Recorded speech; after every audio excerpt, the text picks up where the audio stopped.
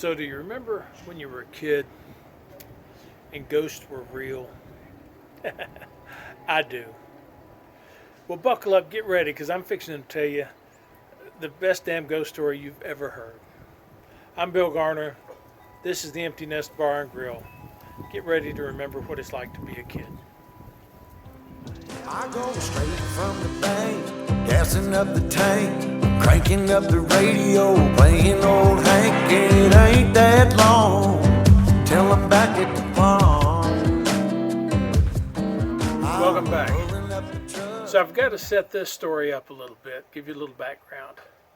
The boys have been put in a kindergarten, a private kindergarten, and their parents have explained to them that this is the beginning of a lifetime of success and wealth and happiness. It's their first step. The name of the kindergarten is Miss Black's School for Boys. And so the boys attend the kindergarten, and they find out that the upstairs of the kindergarten is inhabited by ghosts. You see, the kindergarten actually occupies an old mansion built by the head teacher's ancestors, and has a huge ballroom. It has a portico. It has a grand staircase with banisters that the boys call sliding rails. And so the boys decide that they have to hunt down these ghosts and kill them before the ghosts snatch out one of their eternal souls. They meet with one of the neighborhood kids there in Birdland, who explains to them that to kill a ghost, all you have to do is hit it with a glass of water. And so this is the story of the boys going up the stairs and confronting the ghosts. Hope you enjoy it. Don't drink anything while you're listening to this, because there's a couple of parts that are going to get you. After the reading, I'll come back and I'll tell you the true story of what actually happened upstairs at the kindergarten.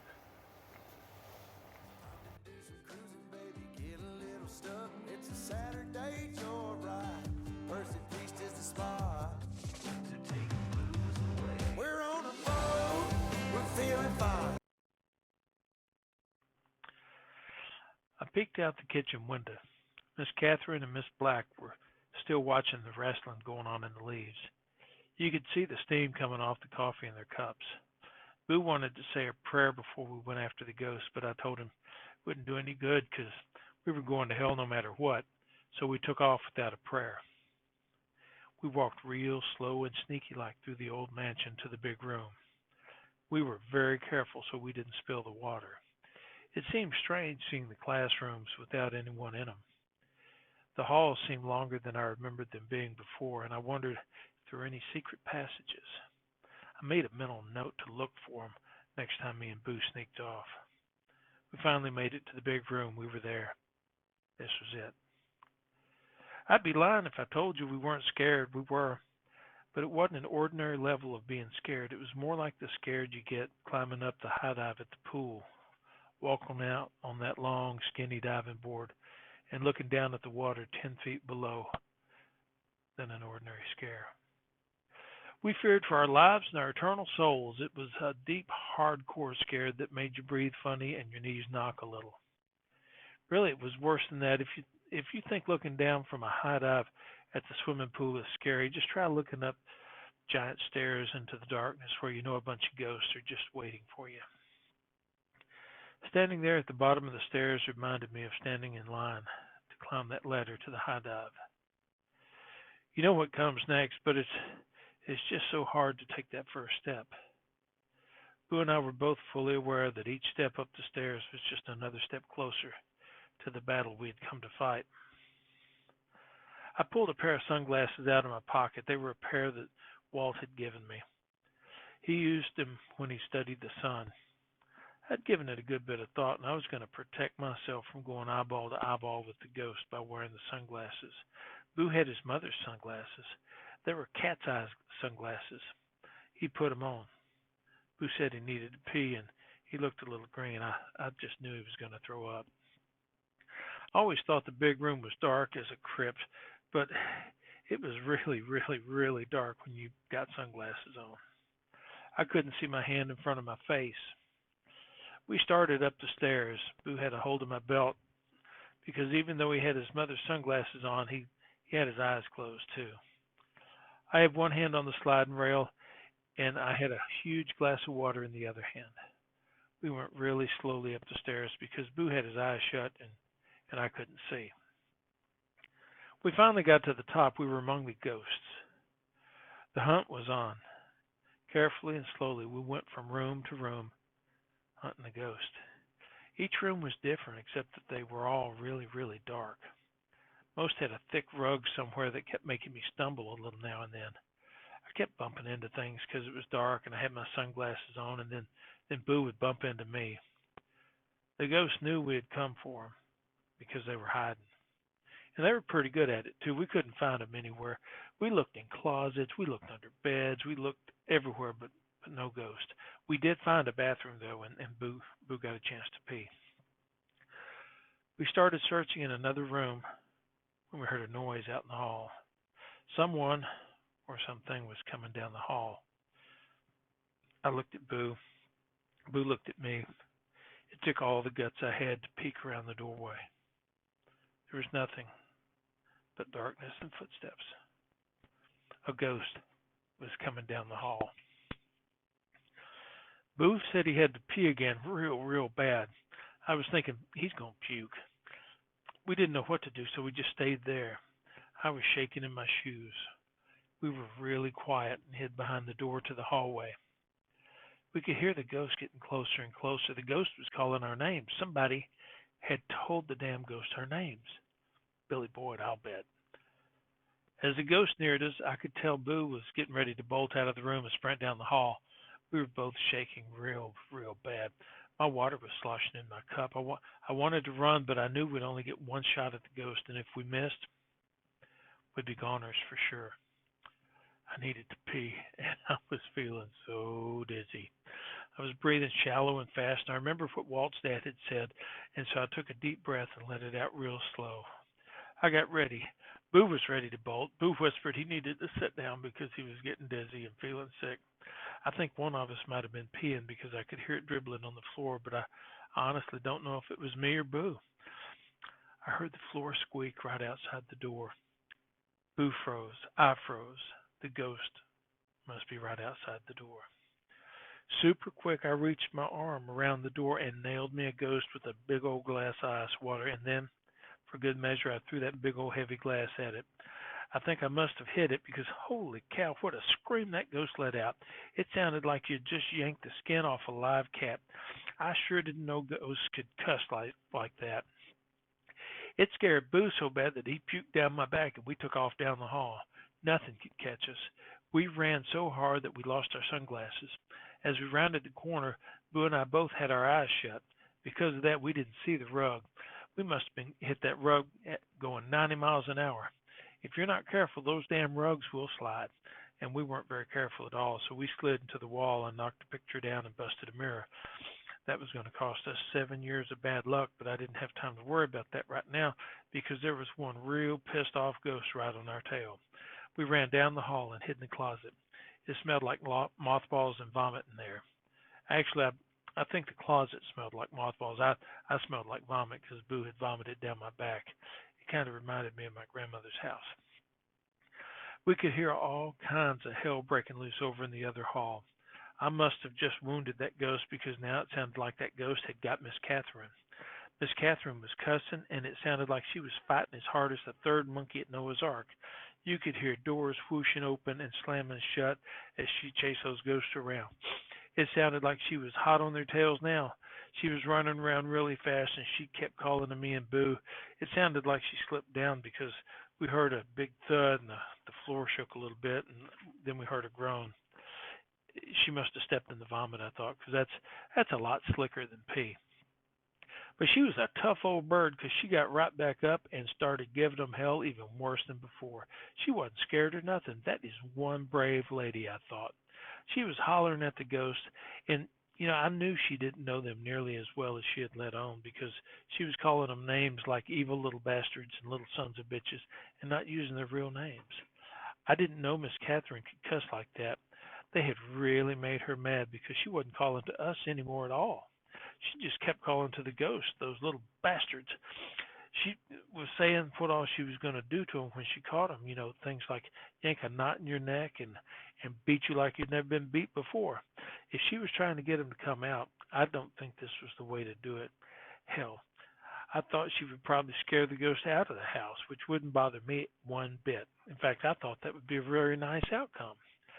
I didn't really think that the ghosts were going to come out, though, because if I had made Miss Catherine that mad, there would be no way in hell I would ever come out.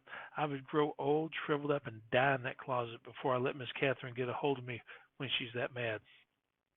The noise and the commotion was getting worse. Suddenly it dawned on me that she'd probably come up there to rescue us from the ghost, and now the ghost had set in on her. She didn't have water or nothing. She was probably defenseless except for that stick she carried, and I knew a stick wasn't going to be any good on a ghost. I checked and saw that Boo had spilled most of his water, but there was still a little left.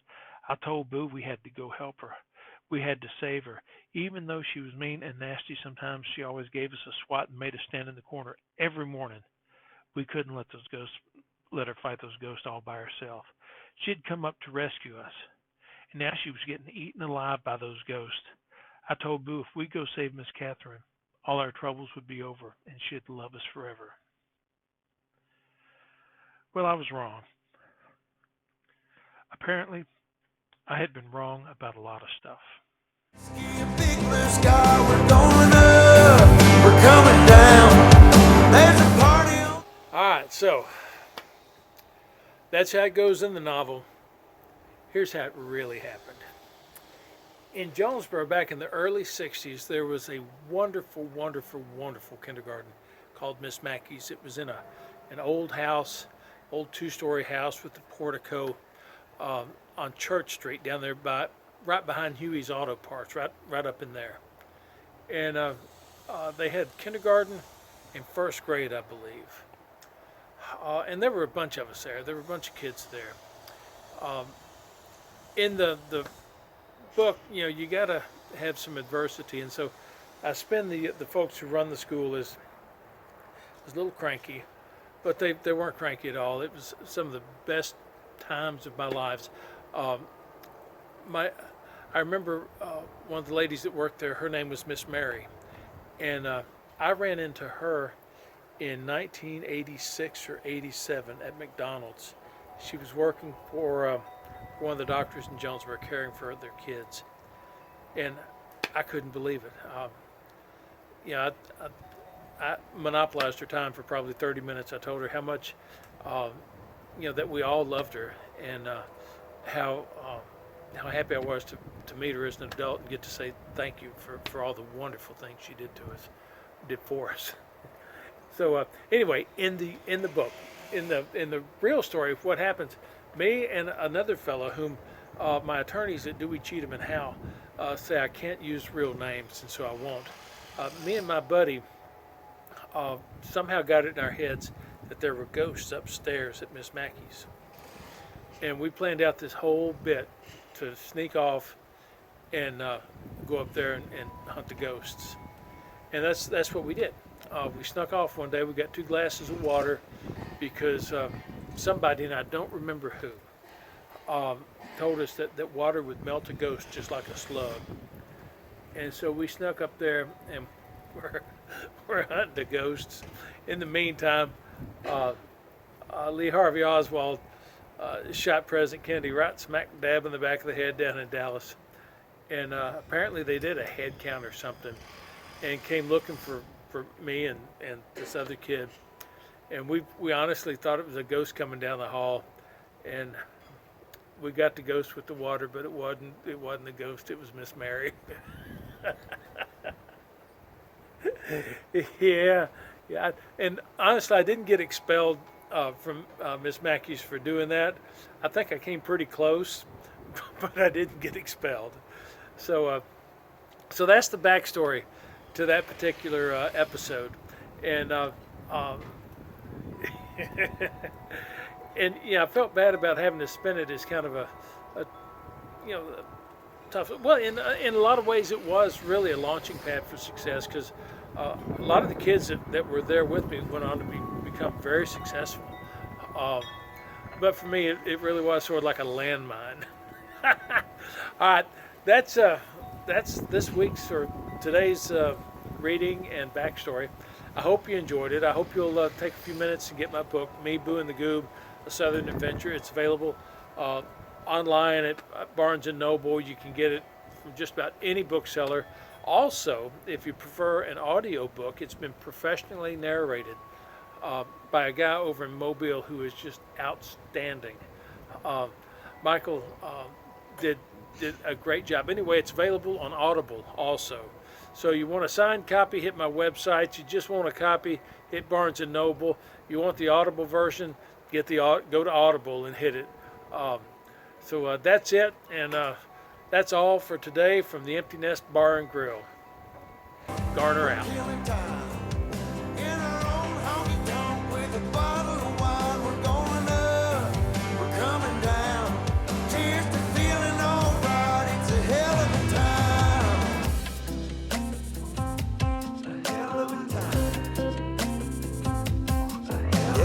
Chilling out here, ladies in the rear, her feet in the water, top disappears, drinking Malibu.